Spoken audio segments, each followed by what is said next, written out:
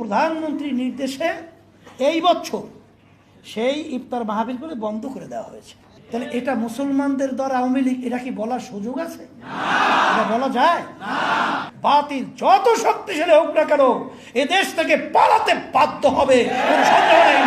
আজকে প্রধানমন্ত্রীর পক্ষ থেকে, মানে এটা তো আমরা বৈধ প্রধানমন্ত্রী বলছি না, তার দ্বারা স্বঘোষিত প্রধানমন্ত্রী, এই প্রধানমন্ত্রী সে আগে যে আমাদের একটা মুসলমানদের ঐতিহ্য কালচার ছিল যে ইফতার মাহফিল, এই যে আল্লাহ রাব্বুল আলামিনের হুকুম, ফরজ, রোজা, এর মাধ্যমে কি অর্জিত হয়, কি দরকার, এই বিভিন্ন সরকারি অফিস লেভেলে এই ইফতার মাহফিল কিন্তু পালন হতো। কিন্তু প্রধানমন্ত্রীর নির্দেশে এই বছর সেই ইফতার মাহফিলগুলো বন্ধ করে দেওয়া হয়েছে।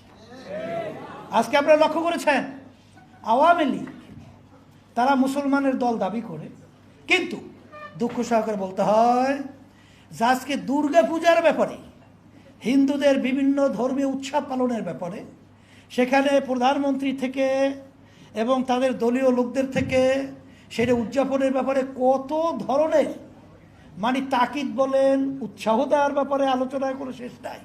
কিন্তু আজকে আওয়ামী লীগ যদি মুসলমানদের দল হয়, তাদের দলীয়ভাবে আজকে ইফতার মাহফিল রমজানের মধ্যে এটা কিন্তু দলীয়ভাবে তারা এটাকে বয়কট করেছে। তাহলে এটা মুসলমানদের দল আওয়ামী লীগ, এটা কি বলার সুযোগ আছে? এটা বলা যায়? তাহলে তারা এই মুসলমানদের যদি দলই হয় এবং তারা যদি মুসলমানদের ঐতিহ্য, রমজান মাসের রোজা ফরজ এবং ইফতার মাহফিল একটা ঐতিহ্য মুসলমানদের, এইটাকে তারা কেন বাদ দিল, কেন প্রত্যাখ্যান করলো, এটা আমাদের প্রশ্ন। এরপর আপনারা লক্ষ্য করেছেন আজকে ইউনিভার্সিটির মধ্যে রমজানরত ইফতারিতে বসা অবস্থায় সেখানে তাদের উপরে হামলা, তাদের উপরে আক্রমণ এই বাংলাদেশের ভিতরে হচ্ছে। এই যে অবস্থানগুলো চলছে এটা কিন্তু আমাদের মুসলমানদের জন্য এটা অশনি একটা সংকেত। এটা কিন্তু আমার বাংলাদেশের ঐতিহ্য এবং বাংলাদেশের স্বাধীনতা, এই বাংলাদেশের ইসলাম, মানবতা ধ্বংস করারই একটা বিভিন্ন প্রক্রিয়া কার্যক্রম চলছে। এই অবস্থায় আমরা বসে থাকবো, এই অবস্থায় আমরা বসে বসে দেখব, এটা কখনোই হতে পারে না। আর আপনার বদরের শিক্ষার মাধ্যমে আপনারা জানেন হক বাতিলের পার্থক্য, কোনটা হক কোনটা বাতিল।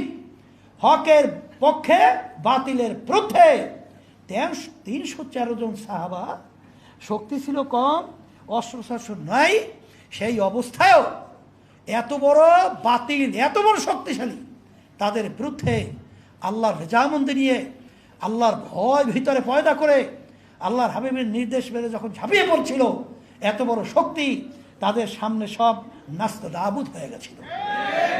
ওয়ালা তাহিনু ওয়ালা তাহজানু ওয়া আনতুম লা আলাউনা ইন কুনতুম মুমিনিন, তোমাদের ভয় চিন্তা নাই, তোমরাই বিজয় হবে। আল্লাহ বলতেছেন আমাদের মুমিনের চরিত্র অর্জন করতে হবে।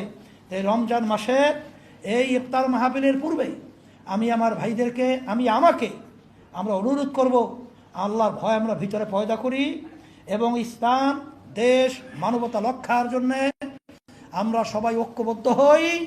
অন্যার বিরুদ্ধে আমরা সবাই আমাদের সাধ্য শক্তি অনুযায়ী পরামর্শ ভিত্তিক যদি রাস্তায় নামতে পারি, বাতিল যত শক্তিশালী হোক না কেন এ দেশ থেকে পালাতে বাধ্য হবে, কোনো সন্দেহ নেই। আর আল্লাহ হকের বিজয় দান করবে। এইটাই হলো আমাদের রমজান মাসের বদরের শিক্ষা।